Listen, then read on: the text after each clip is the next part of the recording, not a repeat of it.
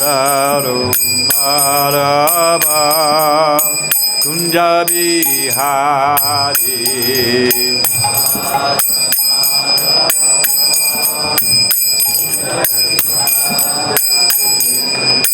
Gopichanna Balava Jivanadari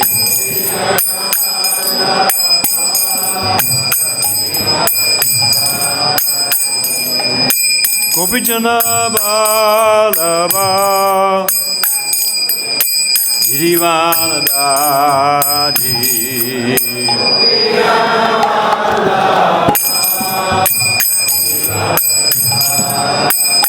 Jasodanandana Rajajana Ranjana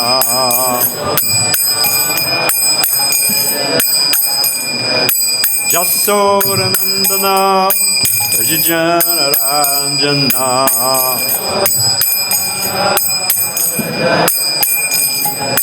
Chamunati Ravanatari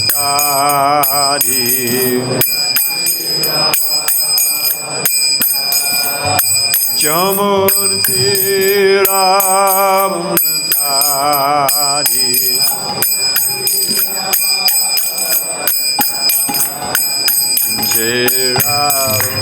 Jirarumarava Kunja Bihari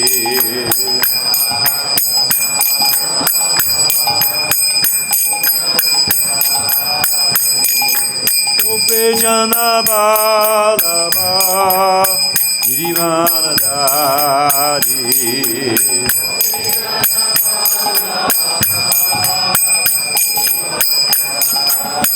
Jasodanandana Vrajajana Ranjana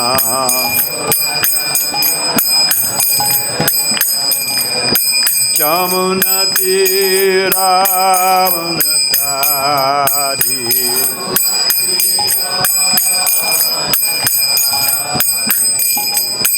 Hare Krishna Krishna Krishna Hare Hare Hare Rama Hare Rama Rama Rama Hare Hare Boom!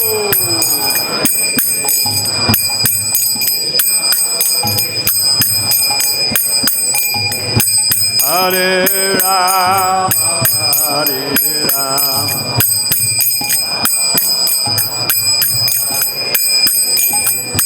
Hare Krishna Krishna Krishna Hare Hare Hare Rama Hare Rama Rama Rama Hare Hare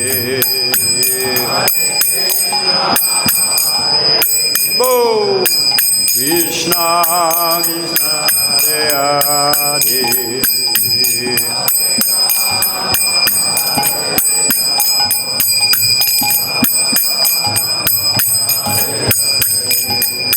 Hare Krishna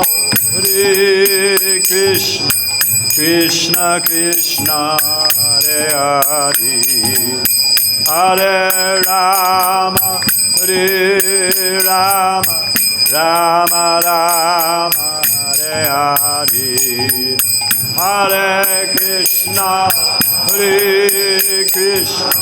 Krishna Krishna Hare Hare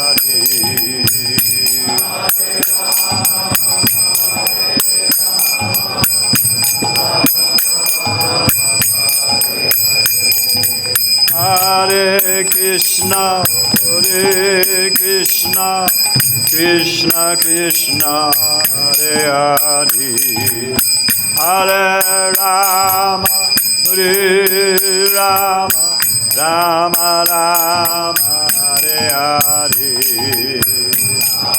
Krishna Hare Krishna Krishna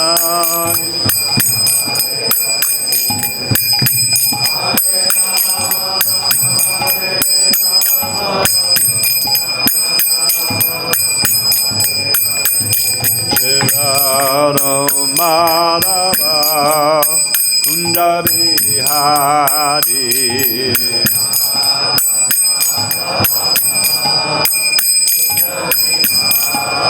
Jaya Rado Madhava Kunda Bihari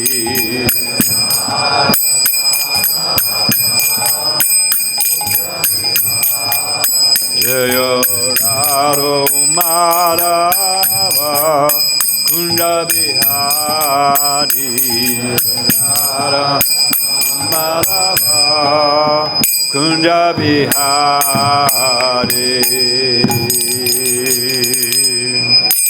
Jai Om Vishnupad Paramātmā Vajikacharya Siddhadishisham His Divine Grace Abhay Charan Bhakti Vedanta Sai Maharaj Srila Prabhupada Ki ISKCON BBT Founder Acharya Jagaguru Srila Prabhupada Ki Ananta Kurvaishta Vrinda Ki Namacharya Srila Haridas Thakur Ki Prem Shri Goho Shri Krishna Chaitanya Prabhu Nityananda Shri Dvaita Gadadhar Shiva Sadi Gaur Bhakta Vrinda Ki Shri Shri Radha Krishna Gopinath Shama Kunda Radha Kunda Giri Govardhan Ki Vrindavan Dham Ki Mathura Dham Ki Dwarka Dham Ki Navari Dham Ki Jagannathpuri Dham Ki Jamuna Mai Ki Ganga Mai Ki Tulsi Maharani Ki Bhakti Devi Ki Sambhita Bhakta Vinda Ki Srila Prabhupada Ki Sri Sri Radha Shama Sundar Ki Shri Shri Krishna Balaram Ki Shri Shri Gauranitai Ki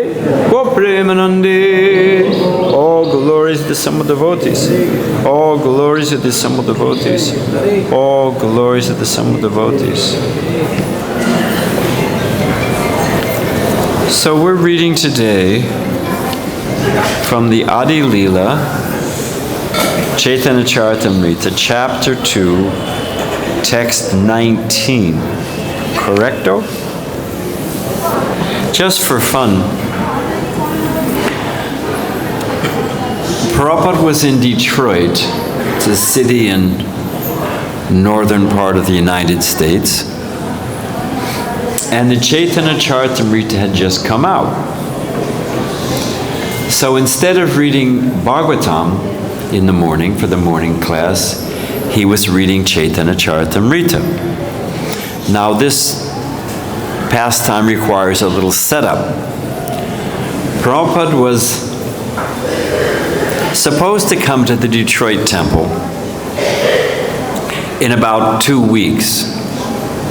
But there was the chance, which actually bore fruit, to purchase the Detroit temple Devasiddhana Mandir. Beautiful temple. With the help of Ambarish and Lake Shavanti. So in order for Prabhupada to look at the building and see if we should do it, all of a sudden he came within 4 days. So we thought we had 2 weeks, all of a sudden we've got 4 days. And I say this in defense of the devotees. In order to get everything ready, Harisari was telling me that when Prabhupada traveled, practically everywhere he went, he'd open where he was staying, and he'd look at Harisari and say, fresh paint, because they just painted the place. So we painted everything, we cleaned everything we were supposed to do. But the fact of the matter is that devotees had not slept, really, to get everything, 2 weeks plan, all of a sudden 4 days. So no one had really slept. Now there was 4 or 5 Radha Damodar buses there, every devotee east of the Mississippi. You had about 600 devotees. Prabhupada had just arrived from the airport, sat down, sang Jai Radha Madhava, and was reading from Chaitanya Charitamrita, but he was giving a preface. And he was talking about causeless mercy. Now the thing is, every single devotee in the temple room, practically speaking, had fallen asleep. Because it was the first time they'd sat down in days. Sannyasis, leaning each other's danda, sleeping on them. Really, literally. Brahmacharis, householders, husband and wife leaning against each other, sound asleep. So Prabhupada was explaining causeless mercy, reading from Chaitanya Charitamrita, explaining Mahaprabhu's mercy. And he said causeless mercy is if you're walking down the street and you find a bag full of gold coins. No one's around either direction, it's just there, sitting there. Take it, it's causeless mercy. Or someone walks up to you and hands you millions of dollars. Take, take, take. It's causeless mercy. And then Prabhupada said, in the same way, this movement is going on by the mercy of Krishna alone. And then he looked over his glasses at the devotees, all asleep. And he said to himself, that is a fact. So it's a fact that this movement is going on by the mercy of Krishna alone. And we should take both solace in that and not simply depend on it. We should wake up literally and figuratively. So we don't chant Om Namo Bhagavate Vasudevaya because we're reading Chaitanya Charitamrita. Vande Shri Krishna Chaitanya Nityananda Sahodita Gaudadaya Pushpavantao Chachao Sandao Tamo Nudao Namo Mahabharanaya Krishna Prempadayate Krishna Krishna Chaitanya Namane Gaurda Vishe Namaha Shantadanta Krishna Bhakta Nishta Parayana Bhakta Vatsala Sushila Sarva Bhute Sama. So, okay. Now I don't speak Bengali, but we'll do our best. And even if improperly heard and chanted. So, ananta, sphaṭike, yaiche, eka, sūrya, bhāse, taiche, jīve, govindera, aṁśa, prakāśe, ananta sphaṭike yaiche, eka sūrya bhāse,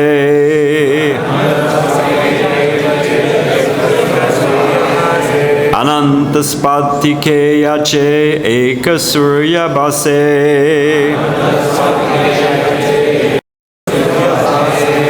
taiche jīve govindera aṁśa prakāśe. Let's say a little hard. Taiche jīve govindera aṁśa prakāśe. Anta sphaṭike yaiche eka sūrya bhāse. Taiche jīve govindera aṁśa prakāśe. Ananta sphaṭike yaiche eka sūrya bhāse. Taiche jīve govindera aṁśa prakāśe.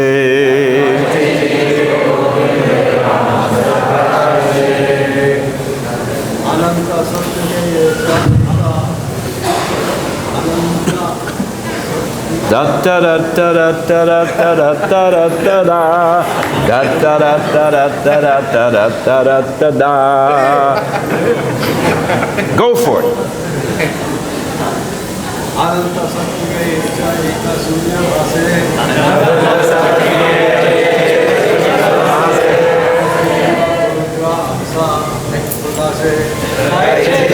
Govindera aṁśa prakāśe. Ananta sphaṭike yaiche eka sūrya bhāse.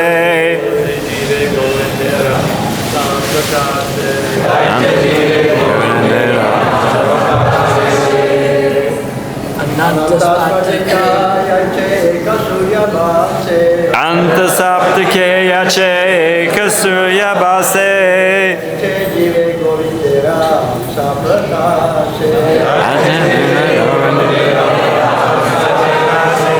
Vaishnavis.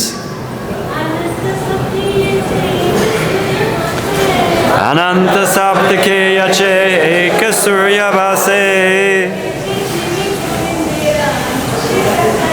taiche jīve govindera aṁśa prakāśe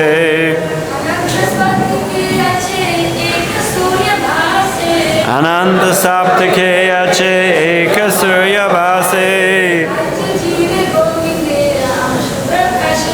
yaiche jīve govindera ananta, unlimited, sphaṭike, in crystals, yaiche, just as, eka, one, sūrya, sun, bhāse, appears, taiche, just so, jīve, in the living entity, govindera, of Govinda, aṁśa, portion, prakāśe, manifests.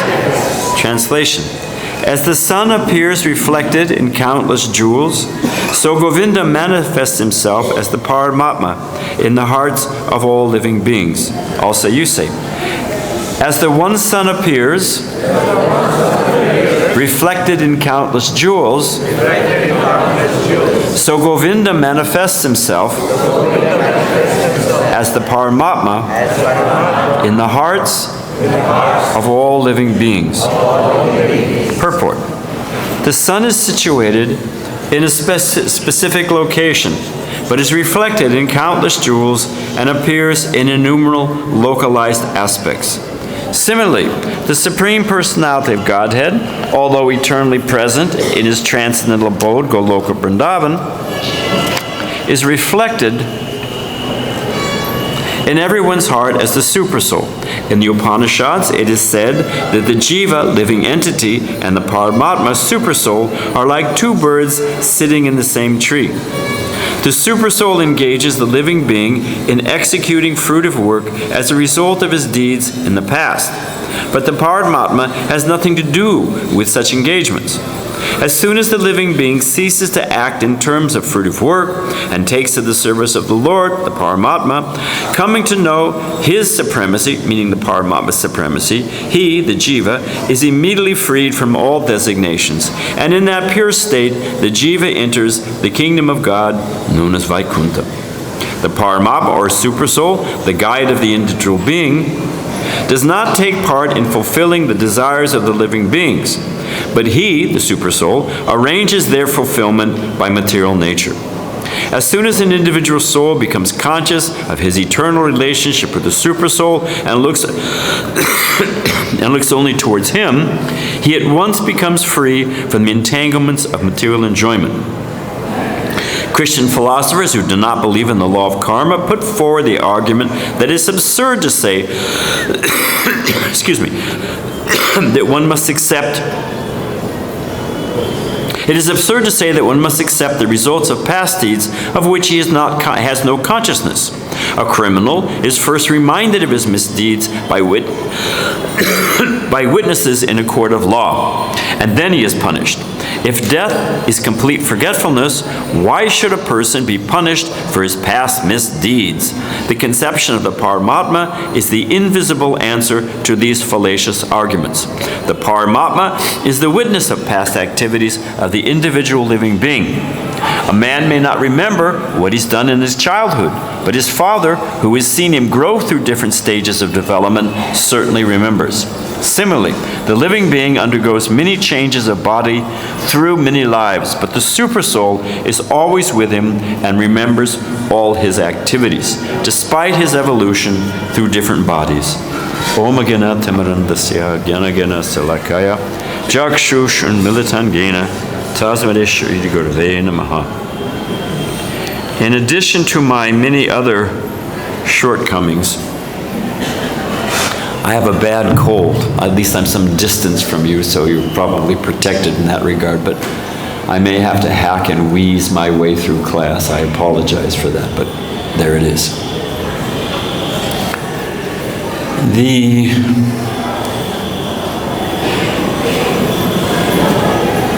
Why This is the Atato Brahma Jigyasya. The human form of life is different than the animals. Well, we hope. Currently, it's not so much different. But the key principle is the inquisitiveness. Now, in the human form of life, it's time to ask questions about Brahman. Why? And even if one's not asking questions about Brahman, a thoughtful person wonders, why am I suffering? How is it all going on? If there's a God, why does he keep kicking me? And what did I do? Why is there suffering? It's a whole big question if one has a brain. I mean, most people just slog through life. But if one's dogs, anatomically, can only look, generally speaking, 45 degrees up. That's the way their neck works. You never see a dog looking straight up saying, hey, gee, what's up there? You never see it. So, human form of life, most people are just looking, eating, sleeping, mating, and defending. A little false ego, a little mental speculation, maybe some poetry, philosophy, something. But they don't, wait a minute. What's going on here? So, in this class, time allowing, although we only have half an hour, we're going to lay out a couple. Chaitanya Charitamrita admonishes us to just apply our logic to the teachings of Sri Chaitanya Mahaprabhu. And if you do, you will find profound mercy. It exercises to use some logic to think about what's going on here.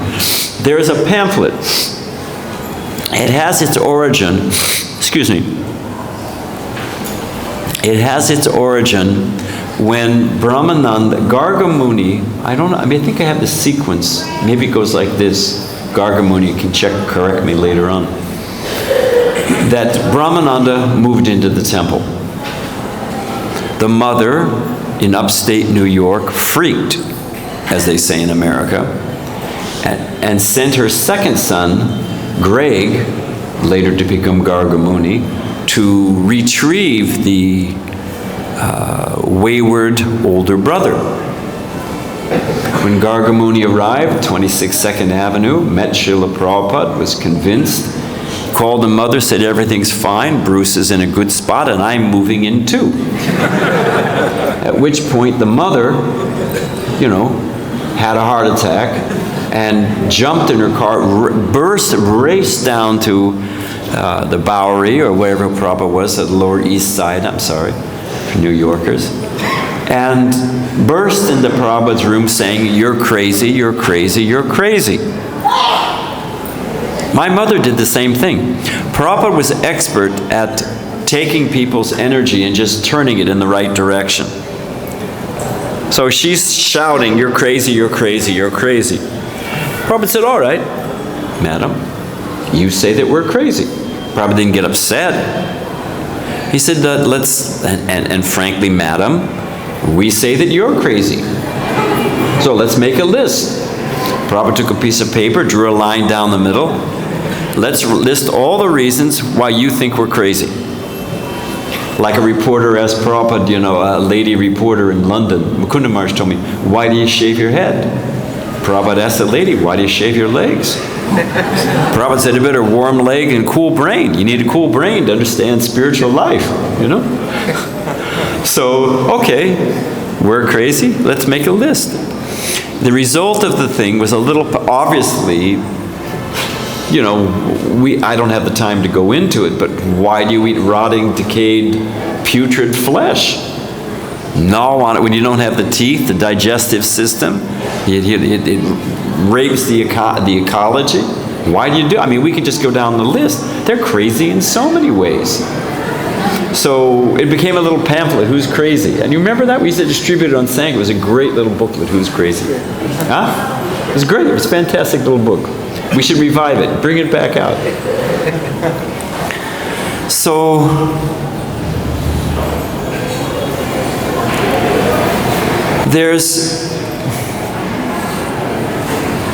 is there a design to the thing? It's the either-or question.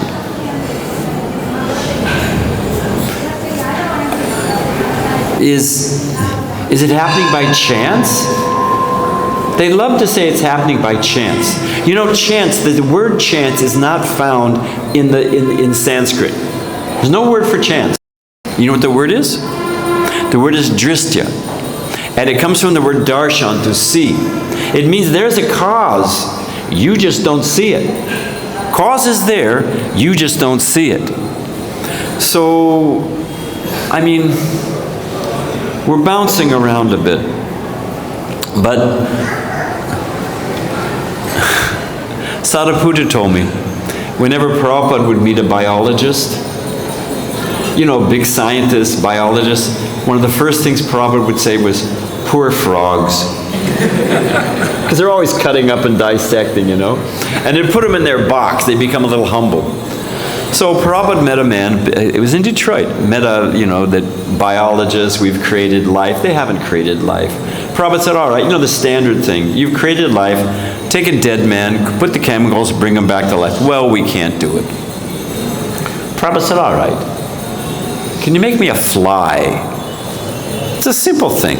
Actually, it's not. You know, just as a sidelight, if you ever see the needle of a mosquito, because I got bitten last night, with electromagnifying, you know, it's amazingly complex. The needle that thing sticks in you, it's more complicated than the drills they use for drilling oil. It's got all kinds of valves and pressure, and it's incredibly complex. So anyway, Prabhupada said, make me a fly. Can you make me a fly? If you think about it, flies can take up, you know, they can fly backwards, forward. It's pretty complicated little machinery. No, the man couldn't do that. Prabhupada said, all right. Prabhupada said, can you make me a blade of grass? Remember, he said we can create life. So he's gone from, you can't bring a dead man back to life, you can't make a fly. Prabhupada said, make me a blade of grass. Simple enough, you would think. No, the man couldn't do that. Prabhupada said, all right, can you make me one drop of milk? Nah, couldn't do that either. I took a devotee the other day. He has there's a name for it. I forget what it is. That they don't create enough tears. He wears contact lenses, and if you don't, anybody wears contact lenses, that's trouble enough. But if you don't have enough tears, you have to use artificial tears. So that was his problem. He had to use artificial tears, and the doctor said, we don't have it quite right. We can't duplicate real tears. The right viscosity, you know, we can't do it. Think about it. Actually, we never think about it. Anybody here wake up this morning thinking about the complexity of tears? But, you know, that our eyelids go up and down, there needs to be something that lubricates that. And you can be sure, because there's dollars involved, some of the best and brightest scientists around the world are laboring day and night how to duplicate tears. They can't even duplicate tears. So, I could go on, but we'll move to another. The point I'm trying to make is that the idea that it happened by chance is just foolhardy. Everything came from nothing. I could go into it. There's a singularity, a tiny point, infinitesimally small, infinitely dense, and everything, as that guy at MIT says, the existence is the original free lunch. Everything, poof. Out of one point, well, there's a point, why aren't they all turning into you? I mean, you could go on and on and on. I challenge you, my dear Prabhus and Matajis, show me one instance, one. All you got to do is come up with one. And I'm here till the 22nd morning, so you get some time to think about it. Show me where there's pattern, design, sequence, ordered, where there's no intelligence behind it. Show me one single example in your human experience where there's order, pattern, symmetry, design, where there's no intelligence behind it. You can't do it. I've asked this question, I've asked it from big professors. They hem, they haw, they beat around the bush, but they never come up with a single example. Therefore, if we're in this world,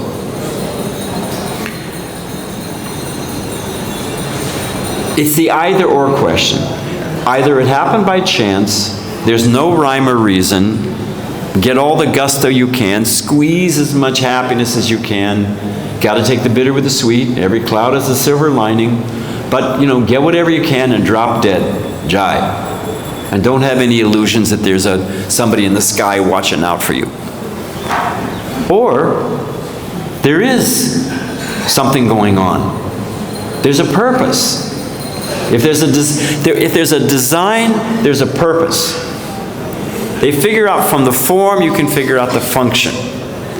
So our point being that because it's talking about the Supersoul, this world is either it's going on by chance, no rhyme or reason, and nobody can make a good case for it. It doesn't make any sense at all.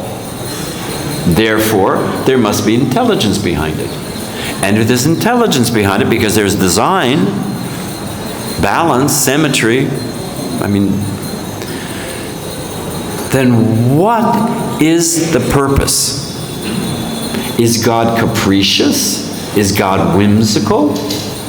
Why is a child born blind and another child has sight if there's only one life? Why? Well, too bad for you. You were standing behind the door when God was handing out sight and you just missed you were in the wrong line. How did that happen? And is God just whimsical? Oh, well, you get sight and you don't get sight?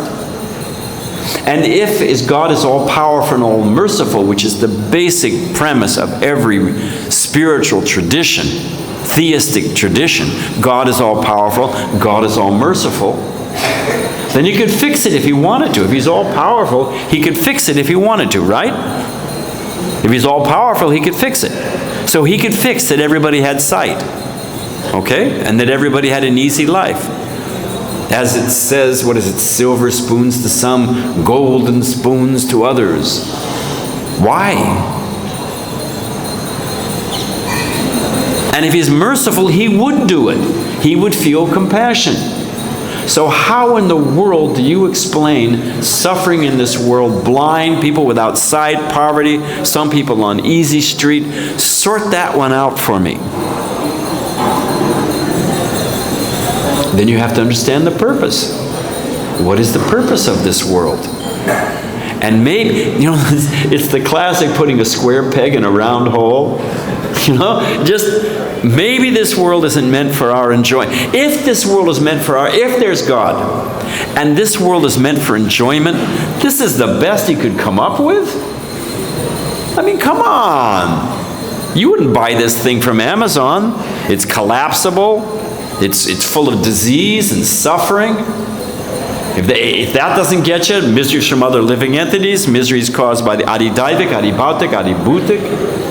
And there's the time factor. Even if you get everything juggling, you got it all kind of sorting it all out and things are going okay, wham! Time comes along and devastates everything.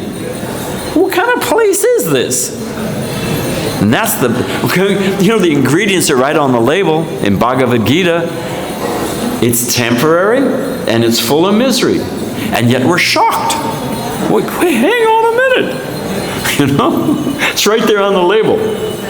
Time factor, destroyer of all things, time I am.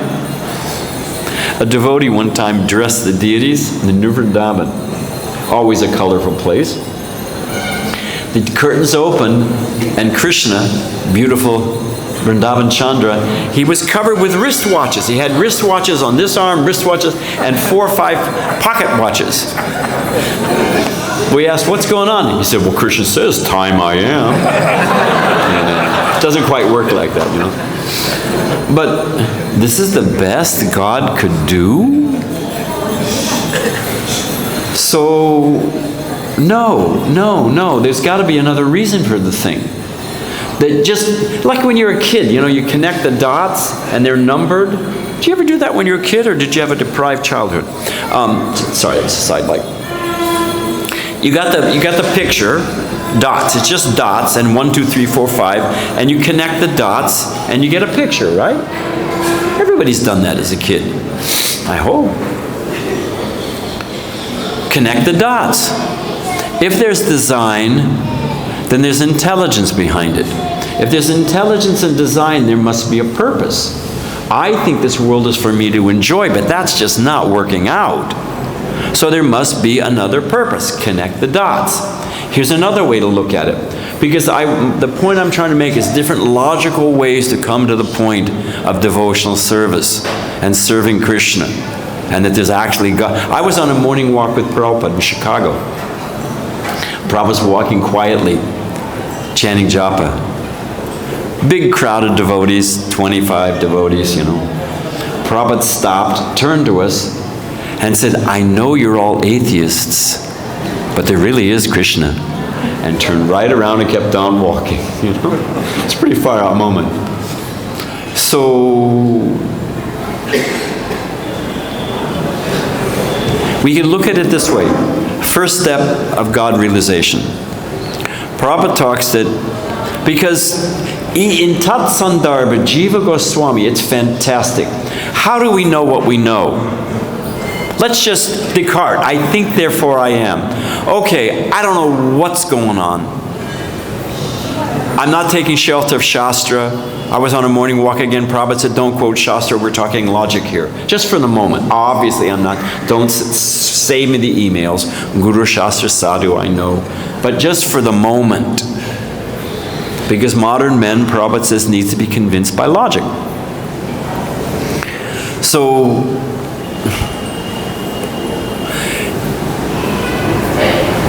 I don't know about anything, but I know that I have a sense of self. Jīva Goswami says, there's the seer, there's the seen, and there's the act of seeing. At least I know that's going on. I think. I have a sense of self. I'm not so sure about you. You may all be figments of my imagination. It's possible. You could all be a dream. But I exist. And from that point of I exist and I'm seeing, then okay, then there's different experience, different sources of evidence, comes all the way to the Vedas, comes all the way, Shabda Brahman, comes all the way to the Vedas, ultimately comes to Bhagavatam. So in a similar fashion, in my own pedestrian way, Prabhupada describes in First Step of God Realization that there is a force more powerful than me. There are forces. Prabhupada says the Aborigines, the Junglies in the forest, they'll worship a thunderbolt or the lightning, something like, you know, a thunder or something big and powerful. They recognize that there's a power greater than them. I mean, in Kali Yuga, everybody thinks they're the greatest thing that ever happened since buttered chapatis or sliced bread, but the fact of the matter is that we are being, Prabhupada said, oh geez, Prabhupada said that we are being kicked like a football. He's talking about, you know, soccer. Do you know what position Prabhupada played soccer as a young boy? Do you know what position Prabhupada played? He played goalie, which means you got to have a brain and you got to be good, just as a sidelight. But do you know why Prabhupada played goalie? He didn't have to run as much.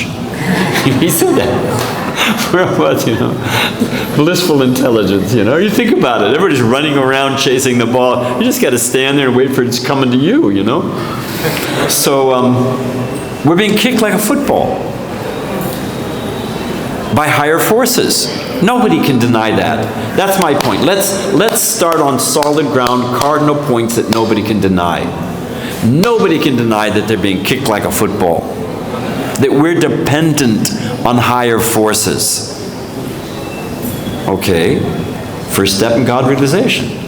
There's forces higher than me. And I'm dependent on them. They're all worshiping the rain god, the sun god. Everywhere, every aboriginal culture, they got a fertility god because they got to make sure that the grains come. Okay, I'm dependent. There's a force higher than me. I'm dependent on those forces.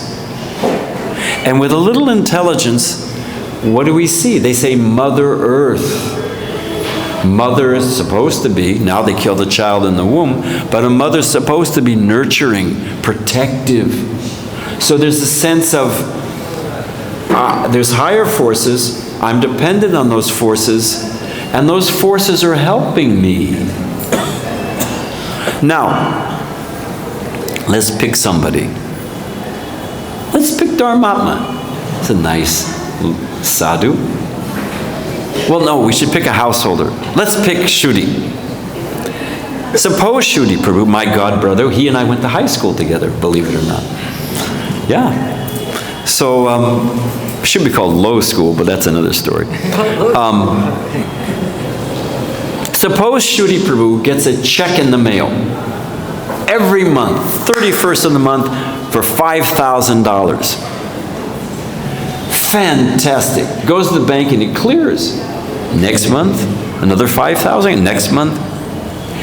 After some time, what does Shuddhi begin to think? Any person with common sense. Every month, you're getting a check in the mail.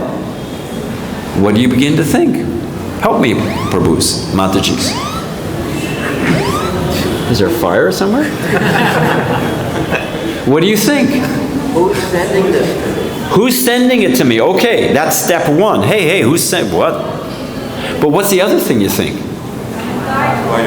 Why? Why are they sending me this money? Did I sell my kidney and I'm not aware of it?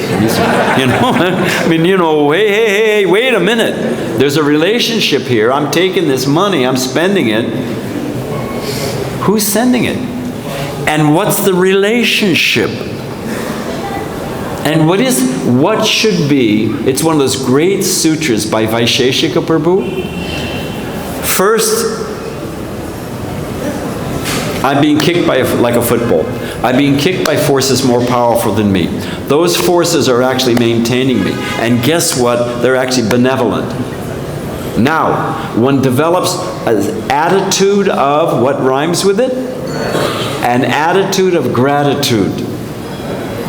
Well, hang on a minute.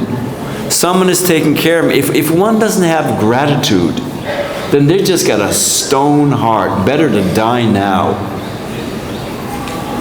So from that attitude of gratitude, I meet people all the time. Oh, Swamiji, I'm praying to God. I pray to God. Like that's a big deal. I'm supposed to be impressed. Should I be impressed? Okay, fine. We recognize this as supreme. I pray to God, Swami. You know what I say to them? So what? Everybody prays to God in a pinch. Voltaire, isn't it Voltaire? On the deathbed calls for a priest. You know, the famous atheist. Everybody in a pinch. Churchill, World War II. The scientist at, what is the one that blew up? Challenger? Was Challenger the one that blew up? Oh, no, it was Apollo 13. Krishna's got a great sense of humor. You know the American space program? They're going to the moon, so they say, or wherever they're going. Though they sent Apollo 13. Now 13 is supposed to be an unlucky number. So they thought, we're scientists. We don't believe in this business. They named it Apollo 13. The thing ran into all kinds of problems. Finally, they couldn't figure out how to fix it. They were stuck in space. They were going to die. They were running out of oxygen. The head of NASA, the President of the United States, asked the public, please pray. Yeah. And sure enough, the thing worked out. They figured it out. Some guy got an inspiration. Is the form direction of the Supersoul. Prabhupada calls, because we're talking about Supersoul, intelligence. We'll get back to the point I was making. Intelligence is the form directive of the Supersoul. Inspiration, which they cannot process. You really want to jam them? The idea, the materialist, that there's no God, there's no rhyme, there's no reason, it's all happening by chance, it all came from nothing. The brain, we're conscious, I know I'm conscious, but it's just brain function. We're just a sophisticated computer, we're just, all it is C fire, you know, zeros and pluses, zeros and ones, electrical impulses through chemicals, and consciousness is created by brain function. They cannot explain emotion. It completely jams their gears. Why do people see a particular color and they feel an emotion? They have absolutely no idea. The experts at one of the best places for artificial intelligence is the University of San Diego. They are the top cutting edge. MIT cowers before them. I've talked to those guys. They have no idea about emotion and how a computer feels. Why, when you smell something, oh, my mother used to bake cookies like that, and one goes into a whole world from smell. They have absolutely no idea how that happens. They don't even know where to begin. So inspiration, the form directive of intelligence, inspiration is the form directive of the Supersoul. So, but the point I was trying to make, what was the point I was trying to make? Oh, I was just joking.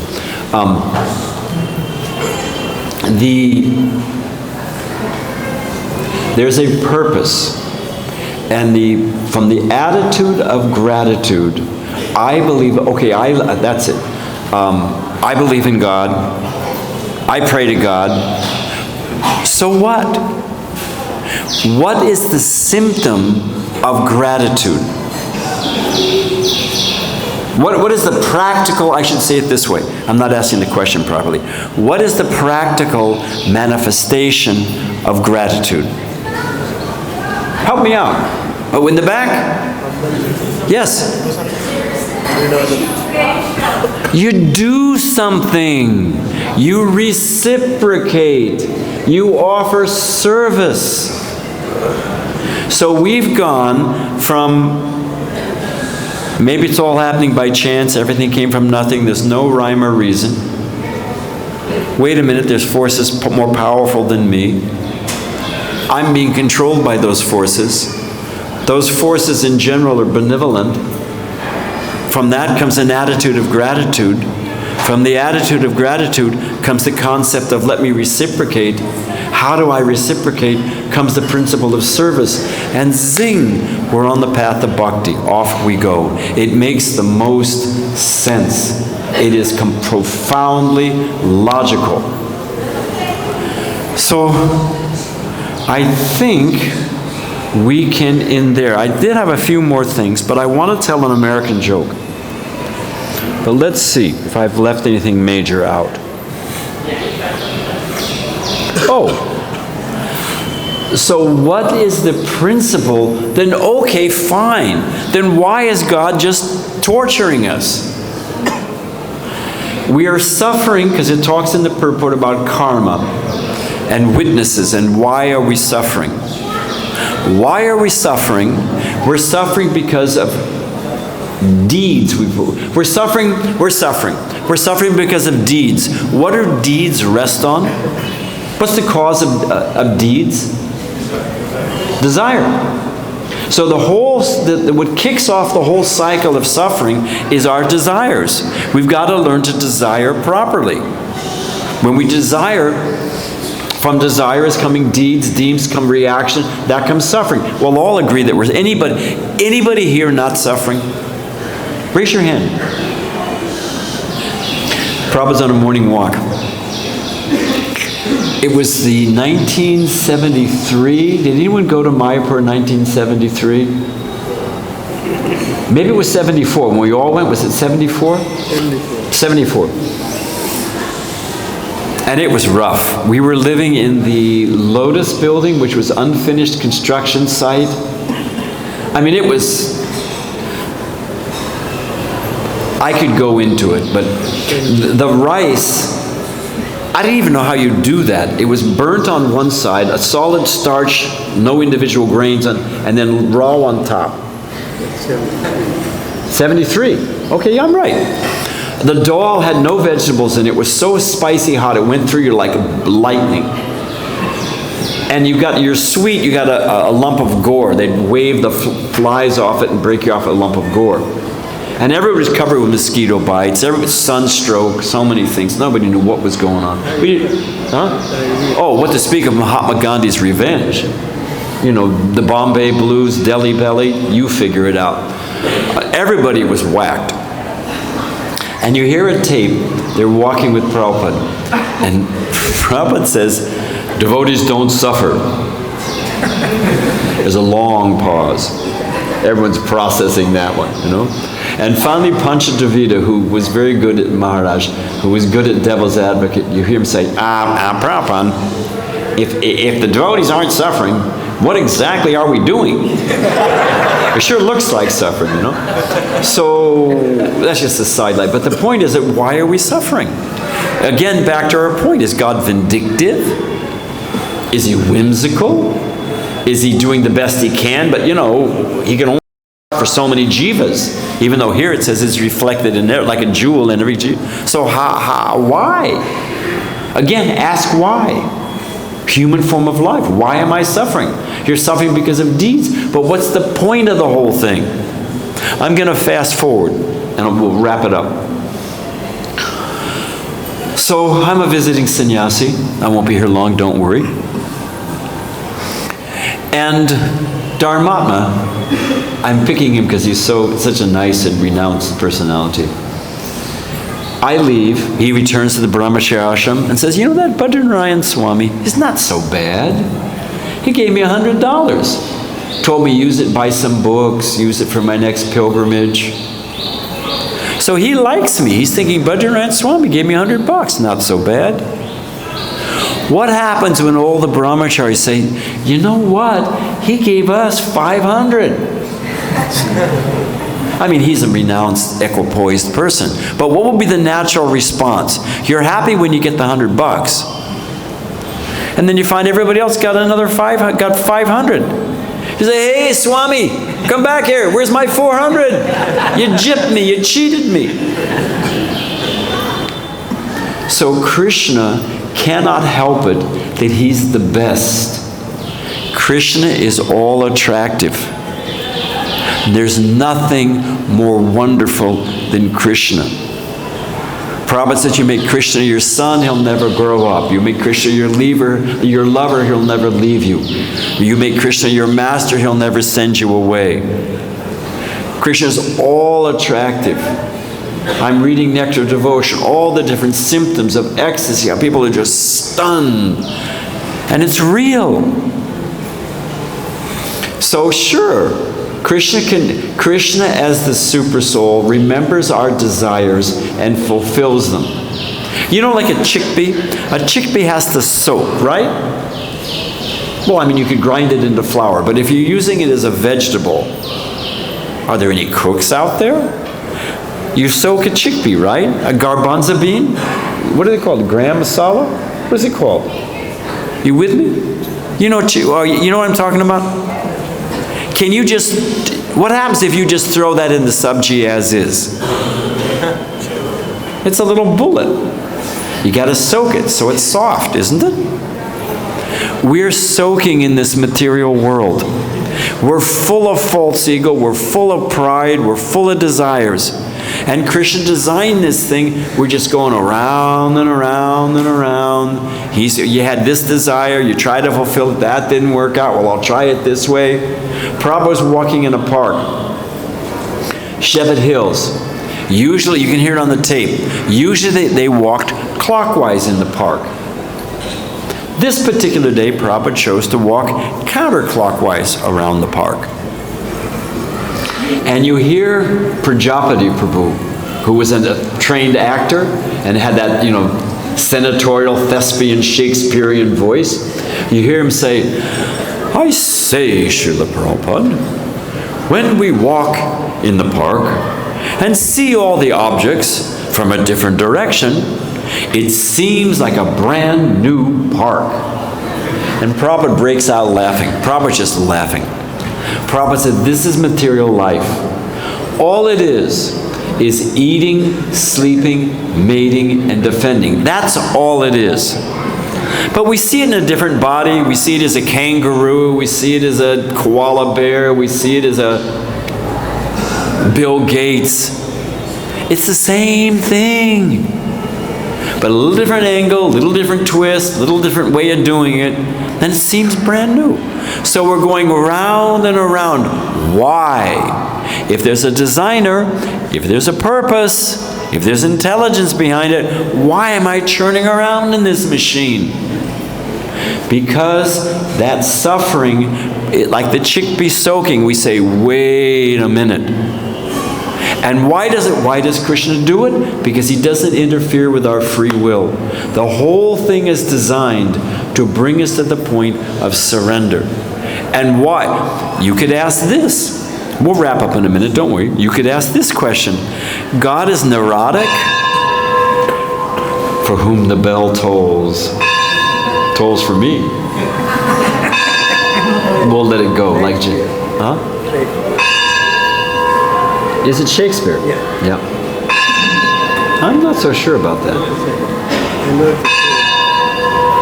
I thought it was, anyway, don't worry about it. Don't worry about it. We'll sort it out later.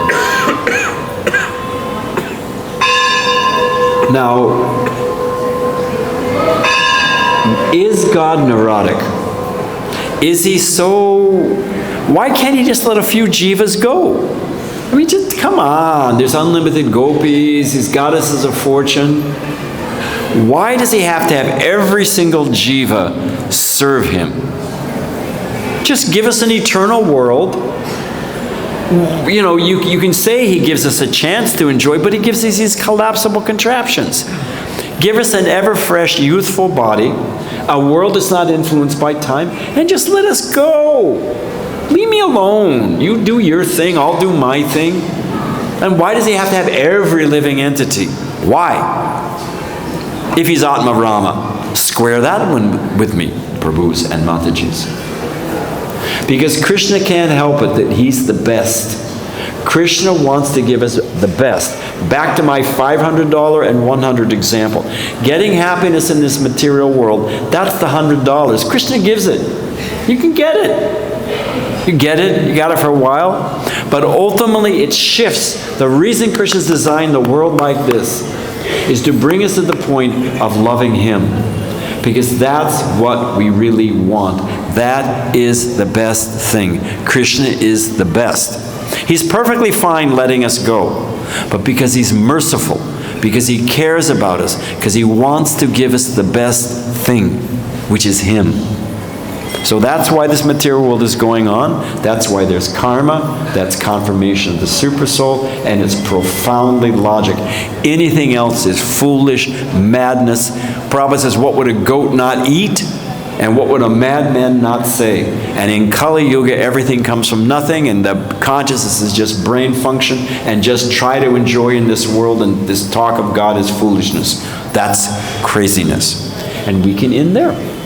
And we're over time. Thank you very much. All glories to Prabhupada. Hare Krishna. Thank you, Prabhupada. We're over time. All right, well, let's do this. Those of you who have to leave for breakfast, I don't think you're a sense enjoyer. You have busy things to do. Those that have service, you can go ahead and go.